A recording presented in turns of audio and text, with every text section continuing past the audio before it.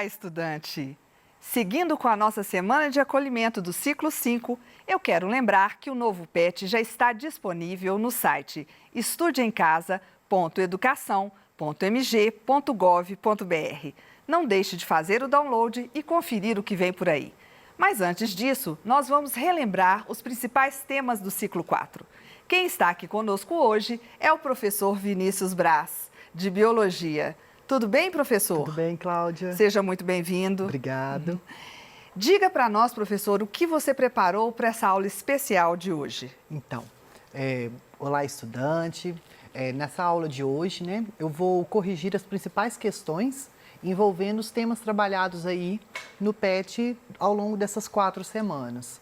A gente teve 2 aulas de genética, onde nós falamos da genética no cotidiano 1 e 2, onde tratamos aí sobre assuntos de clonagem, DNA recombinante, transgênicos e também uma aula que foi ao ar na semana passada, Cláudia, que foi uma aula interdisciplinar comigo, a professora Débora de Química e o professor Júlio de Física, onde nós falamos ainda mais sobre essa análise do DNA e sobre uma técnica muito utilizada para a gente conseguir enxergar e visualizar e fazer os famosos testes de paternidade, a investigação criminal, né, a pesquisa forense para desvendar crimes, quando envolve algum material biológico aí. Então, o PET ele gira então em torno dessa aplicação da engenharia genética na nossa vida. Então, vamos começar com as questões. Cláudia, você pode ler a primeira questão para a gente, por favor? Claro. Essa vem do Enem de 2014. Em um laboratório de genética experimental, observou-se que determinada bactéria continha um gene que conferia resistência a pragas específicas de plantas. Em vista disso, os pesquisadores procederam de acordo com a figura. Então, que essa questão aqui, ela é a questão número 1, tá, do seu PET. Ela está lá na página 39, está referente à primeira semana.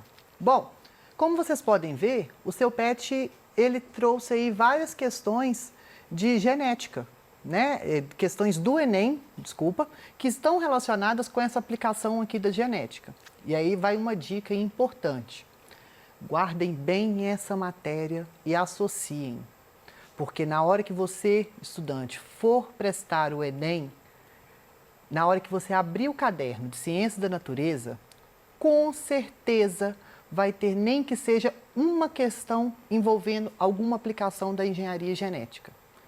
E eu te dou assim a certeza, se você chegar na prova, Cláudia, do Enem, para fazer a prova do Enem lá e abrir a prova de Ciências da Natureza e não ver nenhuma questão relacionada à genética ou à engenharia genética, minha filha, você pode levantar e ir embora na hora que você está na prova errada, que não é prova do Enem. Então vamos prestar atenção. Que o Enem sempre cobra 1, 2, é um tema assim, ao longo do tempo, pelo menos uma questão tem. Então vamos lá.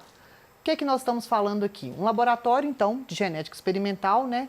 Viu que determinada bactéria tinha um gene que conferia resistência específica para a praga. Então, ao esquema. Tenho a bactéria, isolei o DNA da bactéria. O que eu fiz? Clonei o DNA da bactéria, nós vimos nas nossas aulas. Depois, eu fiz a extração do gene de interesse, né? Então, eu vi lá a sequência, peguei esse gene específico lá que vai garantir, então, essa resistência a pragas. Feito isso, eu vou o quê? Fiz, então, essa sequência de genes, vou inserir esses genes aonde? Numas células do tecido da planta, geralmente nos tecidos meristemáticos, que é como se fossem as nossas células-tronco.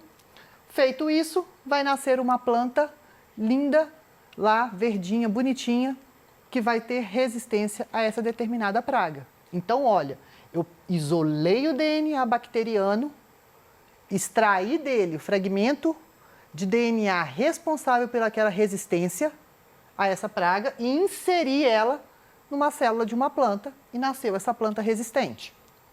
Aí tem a pergunta, do ponto de vista biotecnológico, como a planta representada na figura, ela é classificada? E aí, Cláudia, o que você acha? Vai ser o quê? Um clone, uma planta híbrida, mutante, adaptada, transgênica? Olha, eu peguei o DNA, vou até voltar aqui, ó. Peguei o DNA de um ser, extraí o que é vantajoso dela e apliquei em um outro ser. O que você acha? É mutante? Acho Será que não. Não, né? Clone? Não, Híbrida? não. Adaptada? Também acho que E não. transgênica? Sim, eu acho que é essa. Então, a alternativa correta, então, vai ser a letra transgênica. Cláudia tá boa na biologia, ó, tá assistindo às aulas de genética. A transgênica, então, vai ser o quê? Organismos transgênicos, ou que a gente chama de organismos geneticamente modificados, são aqueles organismos que vão o quê? Eu pego um gene específico de uma determinada espécie e vou introduzi-lo em uma outra espécie. Então, essa planta ela vai ter lá um gene que não é dela, mas ela vai expressar essa característica. Então, é um ser transgênico. Isso acontece muito na agricultura. Próxima pergunta, Cláudia, por favor. É do Enem de 2015. A palavra biotecnologia surgiu no século XX, quando o cientista Herbert Bayer introduziu a informação responsável pela fabricação da insulina humana em uma bactéria, para que ela passasse a produzir a substância. Então, nós falamos muito sobre isso, sobre a questão da insulina. Nas 2 aulas que a gente teve, a gente falou bastante como que foi feito esse processo de produção da insulina comercialmente utilizada que hoje nós temos. Então, ó, as bactérias modificadas por Herbert Bayer passaram a produzir insulina humana. Por quê? Receberam, então, a sequência de DNA codificante de insulina humana, B, a proteína sintetizada por células humanas, um RNA recombinante de insulina humana, o RNA mensageiro de uma insulina humana ou um cromossomo da espécie humana. Vamos voltar aqui então para a gente entender. Então, se uma célula ela parou de produzir esse determinado produto, que no caso aqui é a insulina. Então, as nossas células aqui, por exemplo, vai que eu sou diabético e não produzo insulina, necessito tomar. Nós sabemos que, primeiramente, era utilizado, você sabia que utilizava insulina de cavalos e de bois? Não sabia. Na década de 80 era. Só que ela algumas pessoas causavam resistências. Sim. Aliás, desculpa, não é de cavalo, não é de porco e de boi. As pessoas eram resistentes, algumas, então passava mal, tinha efeito colateral, porque não era 100% parecida. Até que veio essa técnica do DNA recombinante, e aí perceberam que quando inseria o gene de um determinado ser em um outro ser, ele vai e duplicava. O que acontecia? Olha que interessante, Cláudia. Eu tenho aqui, ó, o meu DNA. Está lá com a informação. Vai, Cláudia, que esse pedacinho aqui, ó, de DNA, ele vai ser o responsável pela síntese de insulina.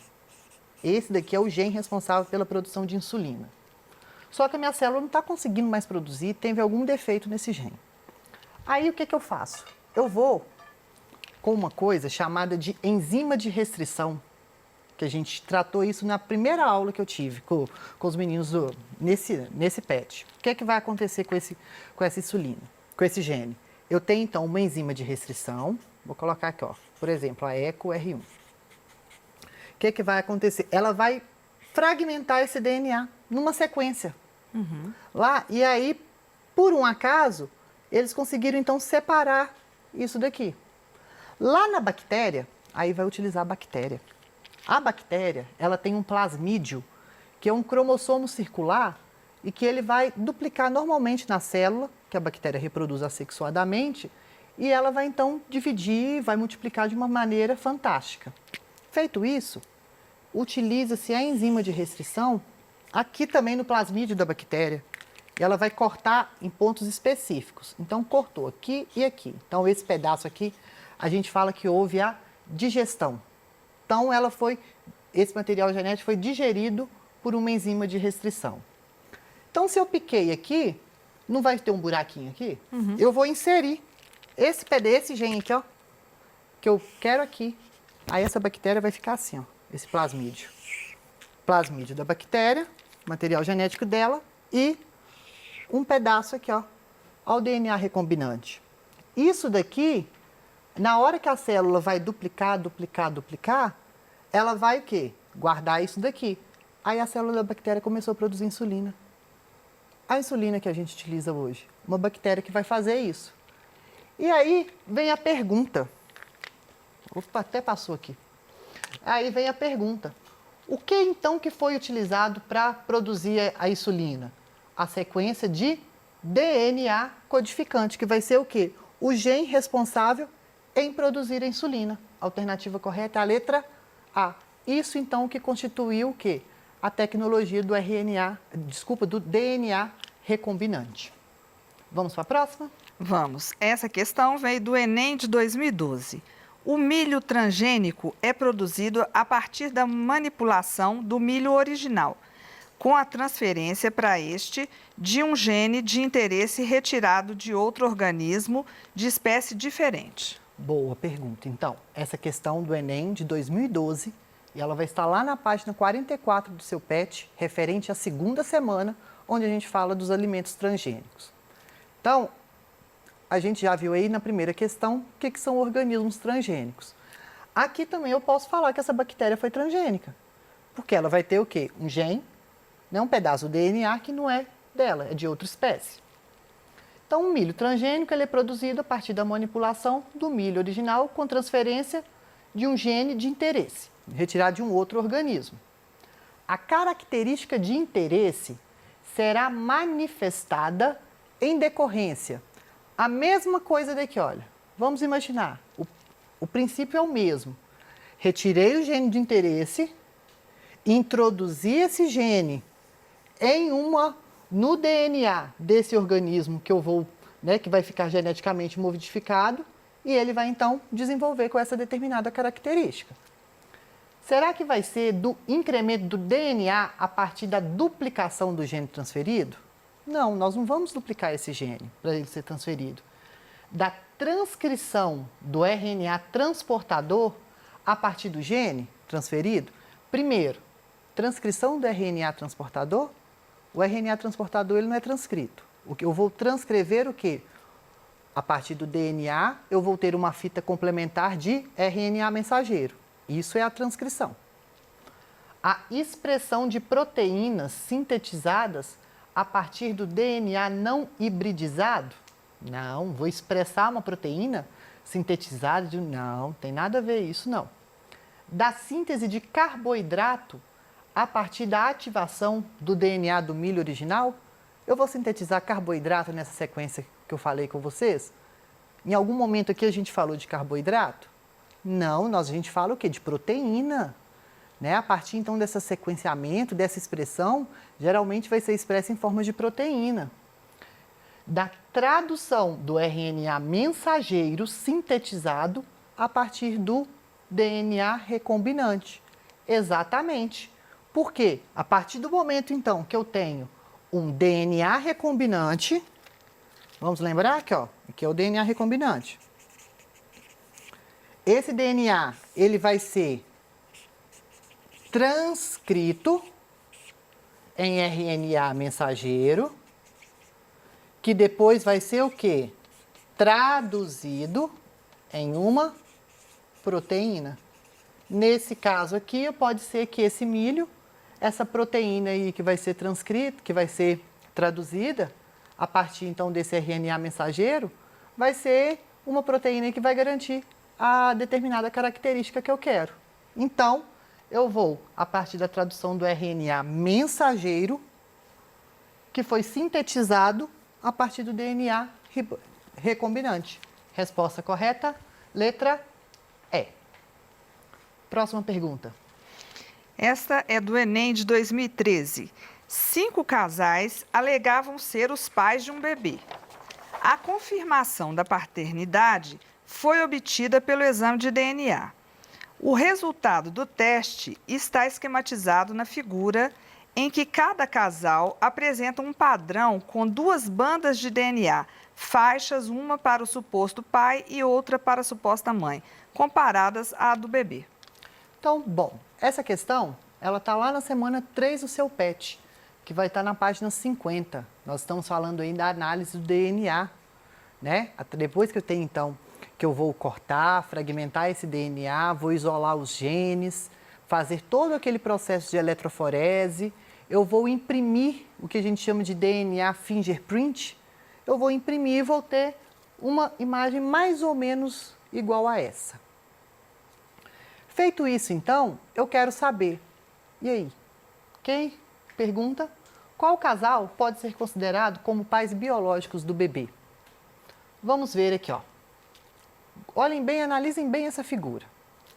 Toda vez que eu tenho essa imagem aqui, vai ser uma imagem através da eletroforese. O que vai ser isso? Cada bandinha dessa daqui colorida, ela vai estar representando os fragmentos de DNA, os genes. Então, o que eu vou ter aqui? Vamos lembrar lá da primeira lei de Mendel. Lembram que cada característica, ela vai vir o quê? 50% do seu pai, 50% da sua mãe, certo? Nesse caso, então, para a gente fazer essa análise, o que eu vou ter que fazer? Vou ter que esperar o quê?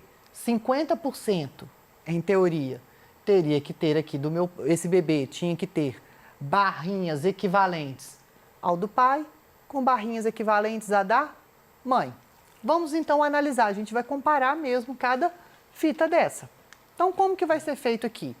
Olha que interessante. Então, aqui, ó, se a gente for ver aqui, olha, a terceira coluninha aqui está colorida, certo? Terceira está colorida. Então, ó, o casal, a mãe do casal 1 vai ter isso, é a colorida também. E o pai do casal 2, pai do casal 3 e a mãe do casal 4. Então, ó, a gente pode ver. Depois, o de baixo, qual que vai ter? O pai. Então, aqui eu já excluo de cara, eu já excluo o casal 5. Por quê?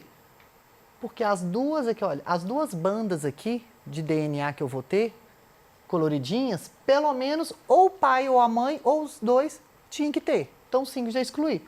O 3, então, tá ganhando. Ó, o pai teve 2 repetições. Depois, eu vou aqui, ó, essa daqui. Se eu seguir aqui na linha, ó, a mãe tem uma igual.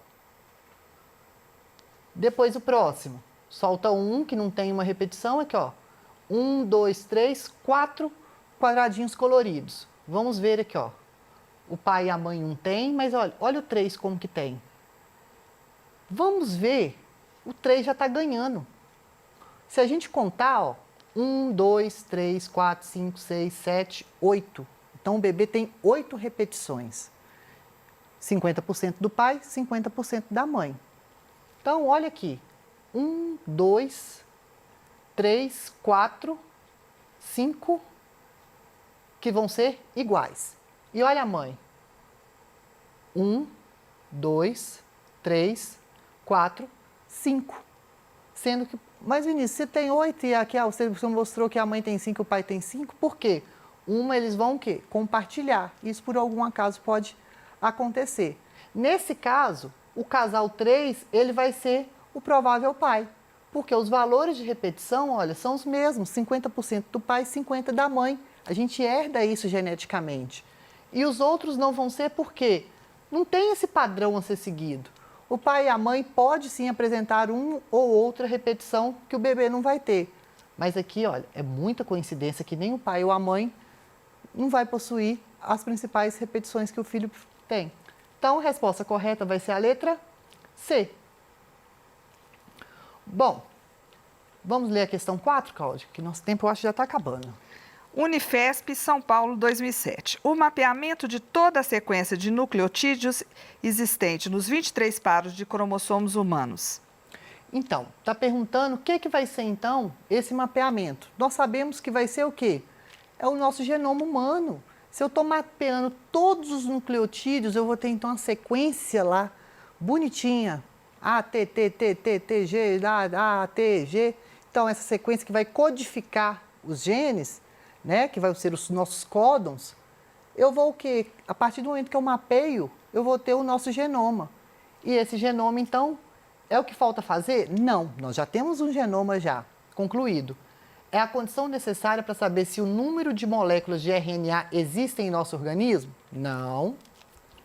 É o que nos permitiria reconhecer qual a relação de proteínas em relação, qual a real proporção de proteínas em relação às moléculas de DNA que possuímos? Não. É o que foi conseguido pelos pesquisadores há alguns anos, sendo apenas um passo no conhecimento do nosso genoma. Resposta correta, então, vai ser a letra D, tá? Que foi um passo. O projeto de genoma, ele foi um esforço inicial que teve lá, que conseguiu sequenciar, e aí a gente consegue ter vários avanços aí. Mas, infelizmente, nós não temos ele todo ainda decifrado, digamos assim, entender todos os nossos mecanismos de expressão gênica. Chegamos ao fim da nossa aula, espero que vocês tenham acompanhado e se tiver alguma dúvida, mande que eu vou responder no ao vivo. Espero vocês então nas aulas do PET 5. Até mais!